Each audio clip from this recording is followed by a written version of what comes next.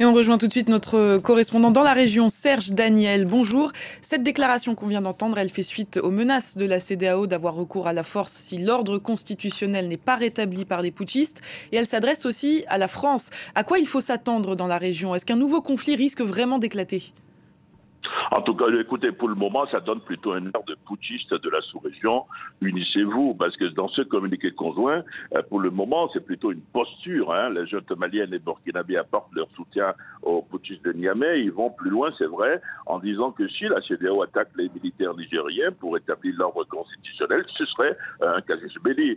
Ce serait une déclaration de guerre au Mali et au Burkina.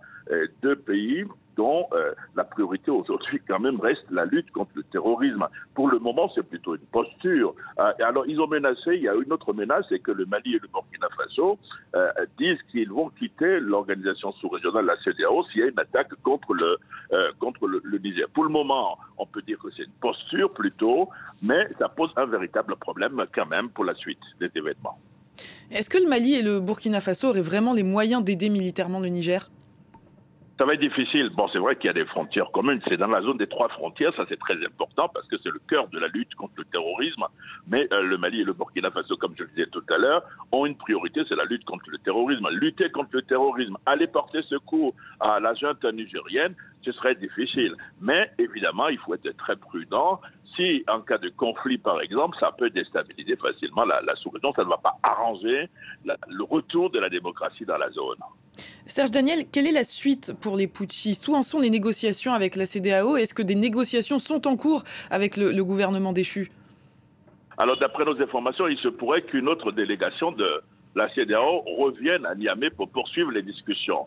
Ce n'est pas du tout exclu. Mais il y a quand même un tâtonnement de la junte nigérienne. Vous avez vu, plus de 6 jours après le coup d'État, il n'y a toujours pas de gouvernement. La junte tâtonne, elle se cherche. Le président Bazoum reste un caillou dans la chaussure des militaires.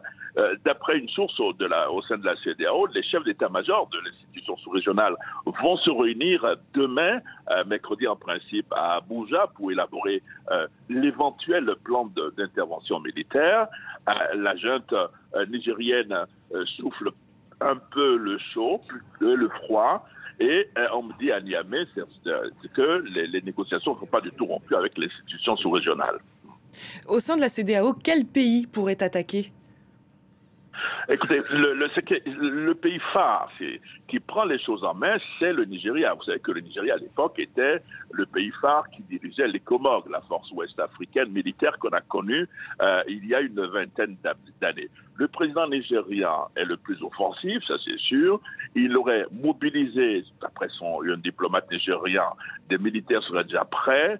Ils insistent sur le fait que le financement soit un financement d'abord interne à la CEDEAO, avoir une aide extérieure, et que d'autres pays de la sous-région sont décidés à ce que, si les négociations échouent, qu'il y ait une intervention pour rétablir l'ordre constitutionnel. Il faut dire que la CEDEAO ne veut pas perdre la face, elle ne veut pas se ridiculiser parce qu'elle a perdu beaucoup de crédit après les coups d'État du Mali, de la Guinée, du Burkina Faso.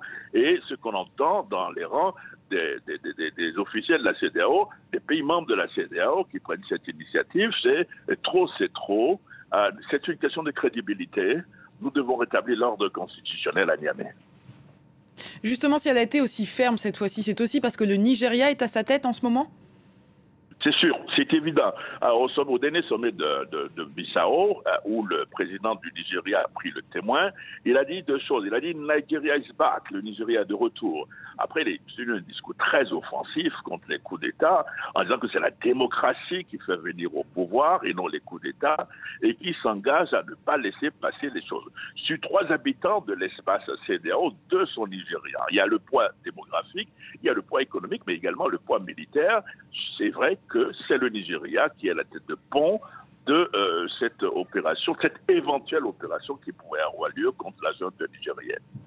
Merci Serge Daniel.